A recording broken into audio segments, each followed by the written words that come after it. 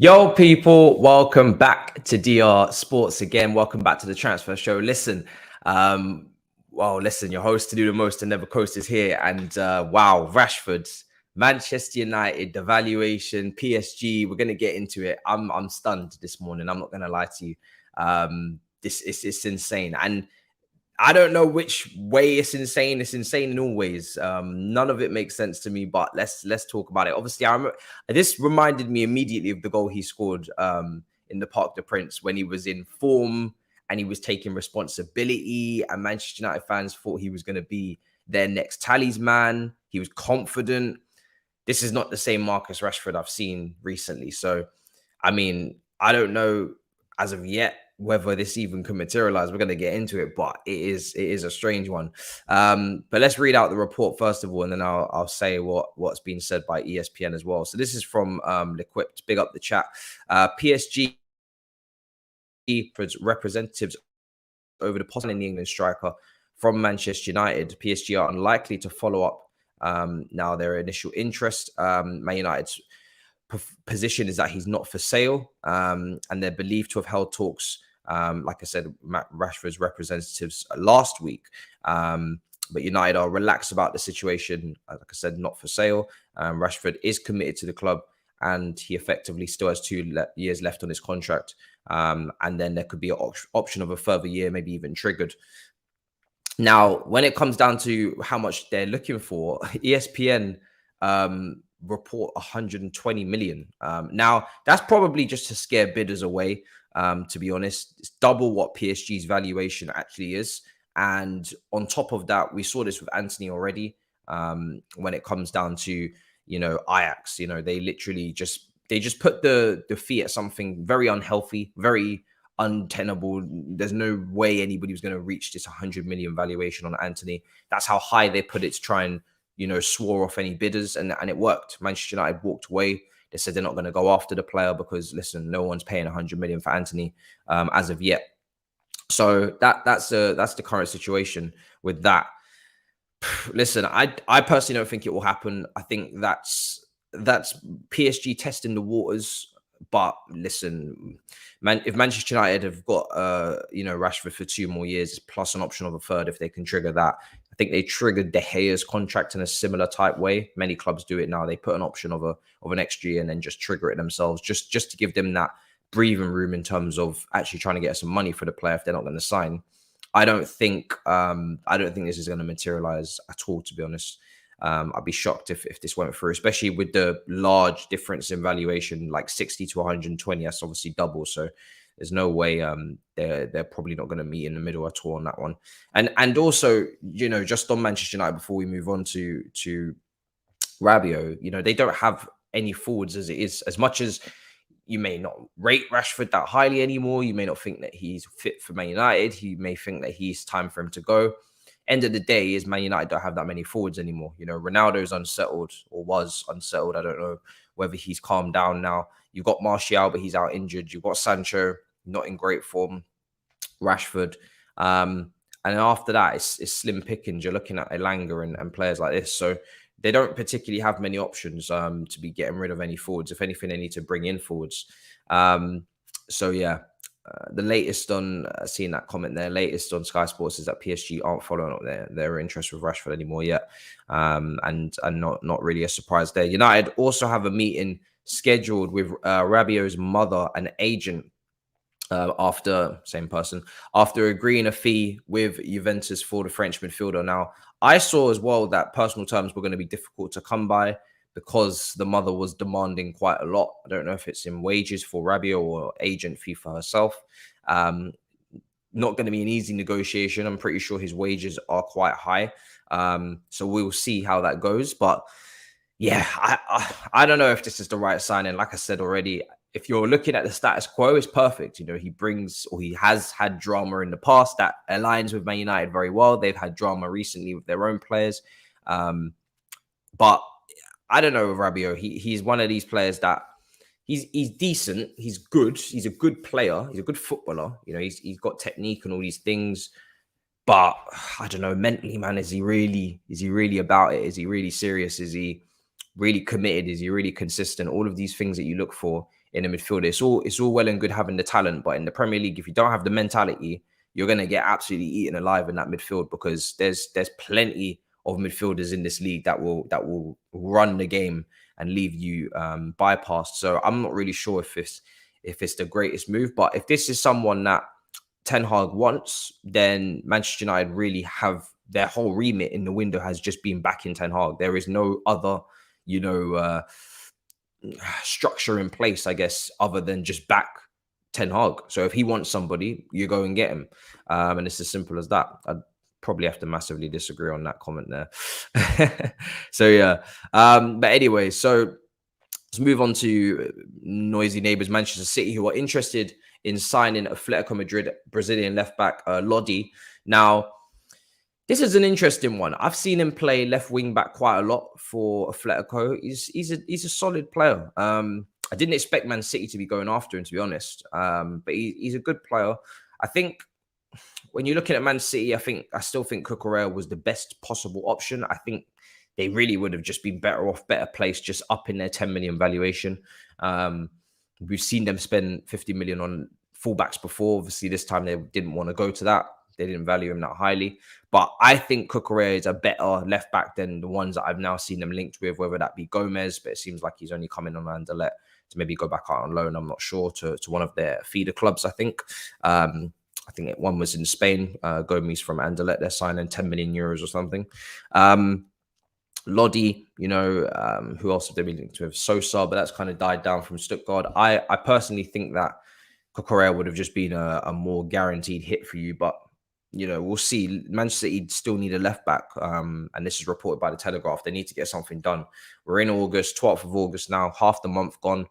They need a left back.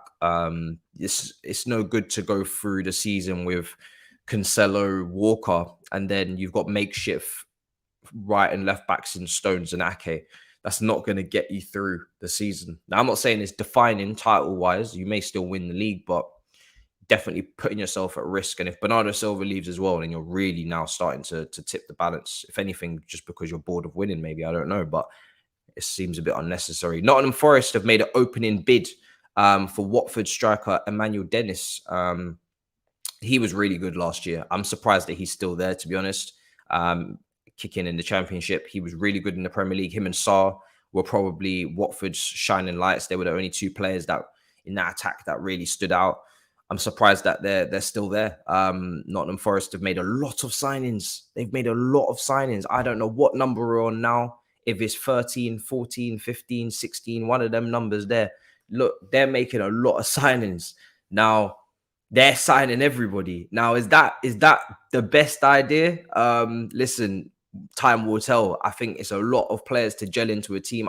That's more than an 11. We're talking about a whole squad and a bench. Now they signed the whole 11. Now they're looking like they're going to get the whole bench. So gelling wise, I don't know how you possibly gel that many players together. I don't even know if that's even possible. There's bound to be some flops in there. There just mathematically has to be. There's just no way they can all do well. So I mean, I don't know. I know Forest let go of a lot of players, but yeah, if it goes well, then then fair play. But it's a lot. It's a lot of players they're bringing in. Davison saying Sarr to Leeds. I haven't seen that personally, Sarr to Leeds, but I have seen Sarr obviously linked with moves away. Listen, he's got to move as well, man. He's clearly too good. I think they're both too good for the Championship. I don't even know why they're even still waiting on moves. I thought those two, if you're seeing Tchaikovsky and you're seeing McNeil and Cornet, and don't get me wrong, they were brilliant for Burnley as well. But if you're seeing them get their moves, I'm surprised to see Sarr and Dennis haven't got their moves as well, because they're two players in the relegated teams that you just say instantly need to walk out of those teams and stay in the Premier League. They were more than Premier League proven their quality. So I'm surprised, but I don't think they'll be at Watford for very long, as long as people match the offers or the asking prices rather. Forest have made 14 signings. This screams Fulham all over again. I don't think they will get whoever from Atalanta. Listen, 14, that's a lot, man. That's a lot of players. And you just have, I mean, we've all seen documentaries here or there, whether it be All or Nothing or I was watching Emma Hayes' documentary there on Dan's. I think you can see a little bit more behind the scenes these days. We're starting to see it. 14 players. That's a lot of upheaval in the dressing room. You know, for the medical staff to get used to them, each and every one of their diets. It's like usually when you have a normal summer, it's 5, 6, maybe 4, 3. And you can just say, right, we're gonna learn your routines, we're gonna learn your training regimes, we're gonna learn your injury history, we're gonna learn this, learn that about you, um, and we'll integrate that into into a team. Behind the scenes, you could see how 14 players is quite chaotic. You don't know any of them to that level. You probably don't anyway. Obviously, you know the profile, you know the type of player you're getting, but the inside information in terms of like injuries, diet, all of these things that the medical team, the nutritionalists are all going to have to sort out. 14 new players coming in the back room, and you're trying to sort all of that out. That's a lot. That's a lot. It's a lot, man. I don't know how that's gonna work, but yeah, they're gonna have their work cut out, man. And there's no preseason. We're straight into games. I know they're 1 a week at the moment, so got a bit of breathing room, but it's not gonna last for too much longer either. Tomori will sign a new contract at AC Milan, valid until 2027. And that's expected to go through and be signed soon. That's no surprise. He's absolutely blitzed it. I think he benched their captain at AC Milan, and they won the league. So, the guy's been incredible. And I think definitely well overdue that if he continues this form into this season, which I'm sure he will, he should be going to the World Cup for me. I don't really know why he's not picked more often by Southgate, unless Southgate's not watching Serie A. He's not keeping an eye on him. I don't know how that's even possible, how you don't keep an eye out on an English defender that's just won Serie A, in a league where defenders are trained to the highest level and the nth degree. I don't get how it's possible that he isn't in the England squad when I'm seeing some of the centre-backs called up. But hopefully in the World Cup, he'll be there because he's been brilliant. He's been one of the best centre-backs in Serie A, and there's a lot of great centre-backs there. There's Skriniar, there's been Bremer, there's been, Koulibaly, there's been over the years, there's been so many great centre-backs. So for him to be up there with them speaks volumes. So we shall see. Ampadu looking to leave. Listen, I'm not too sure on that one yet, so I'm not going to speak about it too much. I'm not really sure what's happening there. I just know I've seen links to Serie A clubs as well, so we'll have to see what materializes there. Nothing concrete yet. Marseille have made a contact with Manchester United over a loan deal for Eric Bailly as well. I think, listen, Man United should be trying to get Eric Bailly moved on as quickly as possible, whether it be a loan, permanent option to buy, obligation to buy, whatever it be, because the guy's not fully fit. He's not playing enough games. I think, on his day, he might be a good player. Not that I've seen enough of him to make that call, but I personally think you gotta move him on. There's a lot of players at Manchester United that do need to be moved on, whether it be, Phil Jones, Eric Bailly. You just got to get these guys moving on now. They're on big wages. They're not playing. They're not starters. They're just clouding up space. And really, this is space that I don't know how good Man United's academy is currently. I know Man City just absolutely whooped everybody in the under-23s last year. Hence why all of those players got transfers out this summer. If you look at Man City on transfer market, you'll just see youngster after youngster after youngster being transferred out from their under-23s because they just walked all over everybody. And I think Man City would have put clauses on everybody, or everybody they really rated. I don't know where Man United currently are in their youth setup in terms of how good they are. I think they've still got some promising young players, but they need to try and use some of them, like try and filter some of them through. If Man United are a club right now that are so down in the dumps, and they won the youth FA Cup, but that's a brilliant achievement. If Man United as a club right now are so down in the dumps and they're so they're not confident. I was speaking to Saeed on Big Six telling me, we'll take a point at Brentford. I was like, what is going on at your club? Take some youngsters in. Do you know what I mean? Clear some of this space. Take some young players in that you rate, and that will lift the mood instantly, because then you have hope. Then you have like projections that you can make, or you can see something into the future. You may as well build a semi-young team. There's no point clouding a team with these older players like Eric Bailly, who really have nothing more to give. He's 28 years old, injury prone, not going to play, probably on wages that he doesn't need to be on. Clear him. And there shouldn't really be a tough negotiation there. So if Marseille have made contact, Contact should be over by tomorrow. Simple as that. There's not really anything to discuss. Marseille have done decent with their loan deals. To be fair, they've changed lives. You know, Saliba was brilliant at Marseille. Guendouzi's brilliant at Marseille. I think they've just taken Tavares from Marseille as well. From Arsenal, seems to be a little relationship building there. You know, Man United, you need to get in on that. Do you know what I mean? You need to get in on that. See if they can't bring up the valuation of some of your players. So yeah, it's looking strong for them in that pursuit, because I just really can't understand why Manchester United would say no. Let's take a look at some of your comments as well for today's daily update. Obviously, yeah, I mean, we spoke about Sergio Gomez. I haven't watched much of him, but we got to Here We Go a couple of days ago. I'm sure that was covered. Seems like will we get to see anything of him? No, he's going out on loan, like I said, to the one of their feeder clubs, so we won't get to see anything of him, unfortunately. Let's take a look at some of the comments. Our relationship is Villarreal. They always take our flops. Yeah, I've actually noticed that actually quite a bit, actually. Yeah, that's actually spot on. Sanchez to Marseille as well. Is that Davison Sanchez? Oh no, Alexis Sanchez, of course. Yeah, we spoke about him a few days ago as well. I think last time I was on Alexis Sanchez to Marseille. It's an interesting move. I actually thought he would go back to South America. I was actually quite surprised to see him go to Marseille, but I'm actually pleasantly surprised. I want to see how he does. You know, French league's quite physical. He seems like he's taking care of himself. He's always been in great shape, so I'm quite interested to see it. But yeah, I did expect him to go to South America, to be honest. But how old is he anyway? Maybe I'm selling him short. He's probably not even that old. It's just that he's been playing for ages. He's probably not even at an age where you'd even consider. I've also seen that Willian is coming back as well. Oh, he's 33, so that's not even that bad. Apparently Willian is coming back to Fulham, and that at the moment we don't. Just the Premier League clubs. But speak to the Don. Speak to the Don next time he's on. Ask him. I've seen Willian. Apparently he's coming to Fulham. Now we know Willian loves London. He's got great connections in London. He's been in London for most of his career since he left Ukraine, Shakhtar Donetsk, to come to Chelsea. Then he went to Arsenal. Then he went to Corinthians. Apparently he's been bullied out of there, and he's coming back to the Prem, to Fulham. That is going to be interesting. I don't know if that's done. I don't think it's done. But if he comes to Fulham, no, we shouldn't. You've made me cough even thinking about it. No, we shouldn't. We shouldn't hijack that.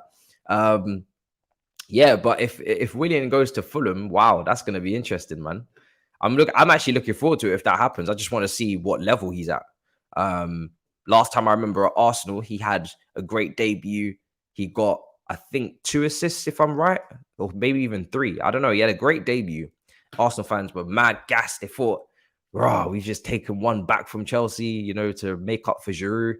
And yeah, he started to falter quickly, man. And it was very clear that he was just there to just be in his comfort zone in London. And I think he's got a restaurant with David Luiz or something. I don't know if they still have that. So it was very clear that he just wanted to be in London, and he wasn't really asked doing anything for Arsenal. And the promise of Arteta winning the Champions League with Willian within 3 years was clearly broken. But yeah, Mitrovic, Willian, listen, I don't know. We'll see. We will see. If it happens, I will definitely be tuning in, but I wasn't expecting it, that's for sure. I definitely was not expecting it. Let's see, before we come to a close, if Weinstein's really on anything this morning. I've seen everything that Fab's really said, to be honest. These are the guys I go to for the break-in. Obviously, Frankie de Jong, it's getting boring now. We've been over it. You know, it's the same situation as always. We just want clarification. Oystein actually hasn't tweeted too much recently, so the news must have gone quiet on his end there at the Athletic. We're getting promoted next season. Well, listen, if so, we would love to see you back. We would love to see you. Let's see, actually. Let me take a look at the Championship, because just before we wrap up, we are obviously covering the all over the place this morning. We are obviously covering the Championship in drips and drabs on the Saturday Football Show, which is tomorrow at 2:30. That will start. Me, Alex, Matty, and Tobes. It's one hell of a lineup. I'm gonna have a lot of fun on that. I tell you that right now. It's gonna be a brilliant show. And yeah, it's Wigan. Wigan, you think you're going to get promoted this season or next season? I seen that in the chat. Blackburn, I see you guys. Sunderland, Sunderland, Sunderland. Wow, well, well. Of course, you've just been promoted from League One, isn't it? So imagine if they did back to backs. Now that would be wonderful. Because I know Newcastle fans are missing you. Yeah, definitely. Newcastle fans are missing Sunderland for sure. Need that. They need that derby back. And we've obviously got your Burnleys, your Watford, Birmingham. Ain't seen you in a while. Hull City in a while as well. Sheffield United's been a while. It's a competitive league, man. I love it. I love the Championship. It's always very, very competitive. So it's gonna be very interesting. You've got Huddersfield, Swansea, last year's playoff team as well. So yeah, there's a lot going on in there. There's a lot going on in there. But listen, if Sunderland, it's probably too much to ask for. It's definitely too much to ask for. But they've had a good start to the season. And it's funny. Do you know what's hilarious to me? This is what the Championship is all about. Only two teams have lost both their games, and only one team has won both their games. Yeah, how is that possible? That only one team, so that means everybody else has dropped points. Only Blackburn have won the first two games. Everybody else has dropped points in one of the games. It's 2 games in. Like, I know it's competitive, but damn, like, what? None of you can't win 2 games in a row. First 2 games of the season. It's insane, man. That's the level we're talking about. It's gonna be tight. It's always tight, but this league is just it's not normal. It's fake. I really can't believe that we're 2 games in and only Blackburn have won both of them, and everybody else has dropped points. It's insane. So yeah, there you go. Yeah, man, what a league! What a league! So. Listen, we're going to wrap up. It's been a pleasure as always. Make sure you smash up the like, smash up the comments as well. Let me know what you're thinking down there. And yeah, subscribe. And like I said, we've got a blockbuster show for you tomorrow. I think Best of Enemies is up next as well. I'm pretty sure that's coming up soon anyway today. So, and yeah, like I said, Saturday football show, elite lineup. We'll go through all the 3 p.m. kickoffs. So until then, big up your damn selves in a bit, people. Peace.